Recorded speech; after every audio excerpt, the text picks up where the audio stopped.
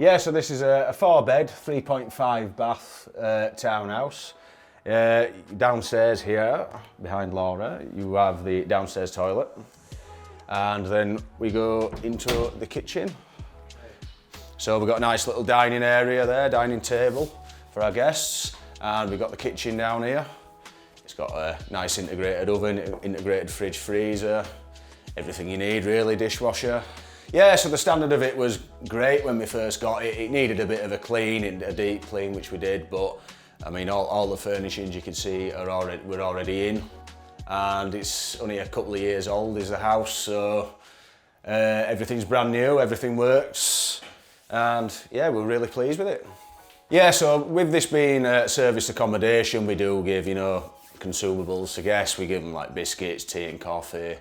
We've got some filter coffee over there as well and hot chocolates. And we also supply ketchups, condiments like that, brown sauce. And I think we've got some mustard as well, haven't we?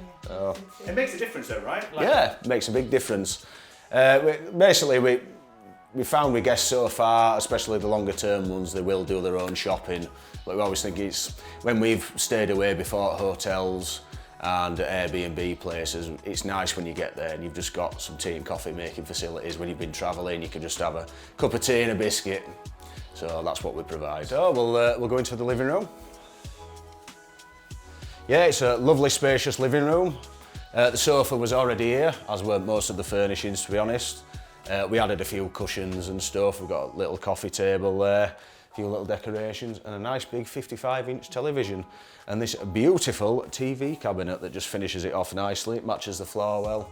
It was already decorated to a high standard when we got in, so we were laughing with this, really. It was great. We were really pleased with the size of the living room, especially with the amount of guests that we can host. It's nice and big.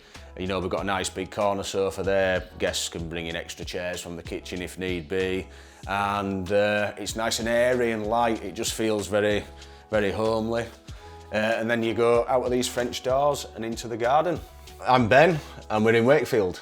Yeah, this is it's our first deal. We were really happy with it.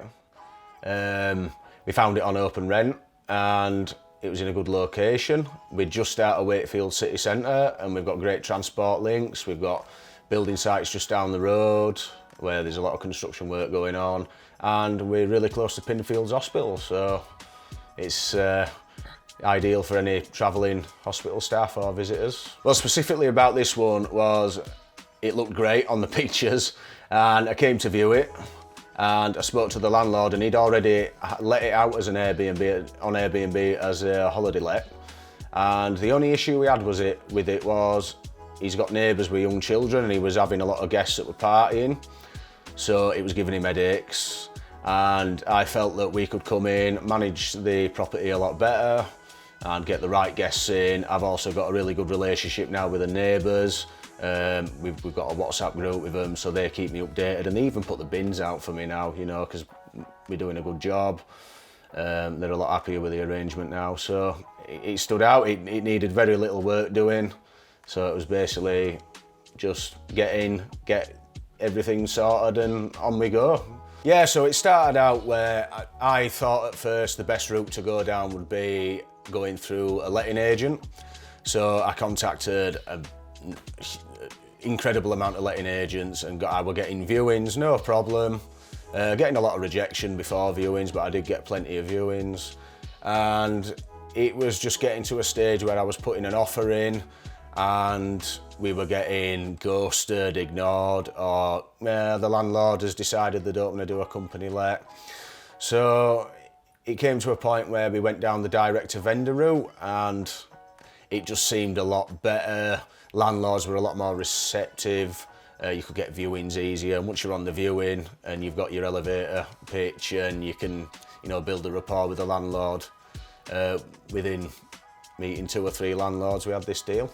But the guaranteed rent on this is $1,800 a month. We managed to get the landlord down. He wanted $1,900. We stuck it on the deal calculator, and it wouldn't have worked at that, so we negotiated it lower.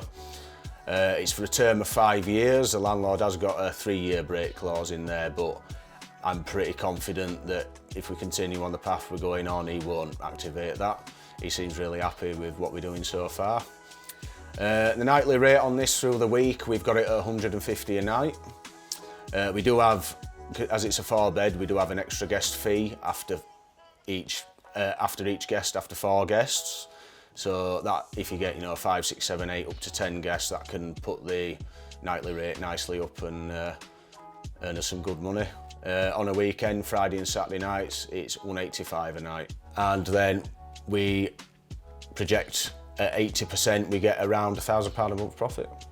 Right, so we're on the first floor now, and we've got the smallest room here. That's got a single bed, well, it's a cabin bed, so it can be a single or a double. This one has got a king-size bed. It's a ensuite shower as well.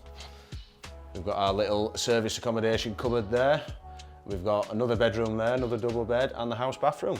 Yeah, so in this property we've actually got 2 SA cupboards, one on this floor and one downstairs. This one's got all the bedding and linens in and towels, etc. The one downstairs has got all the consumables in, the tea, coffee and the cleaning stuff. And they're really important in SA because it's systemised, so we need it all to work without us having to call here and drop things off, etc. So we keep a nice large stock. And we need it to be away from guests because unfortunately some of it would get stolen if not. Right, we'll go up to the top floor where the master bedroom is. Right, so we're here on the top floor, and this is where the master bedroom is. We've got some lovely furniture, a nice king-size bed there, and we've got the ensuite bath and shower room. You can't even really tell when you're outside how big some of these rooms are. This is by far the biggest bedroom. I absolutely love it. I could live in it. You agree, don't you? Yeah. It's nice and airy as well. You've got a lovely window over there, and it's perfect.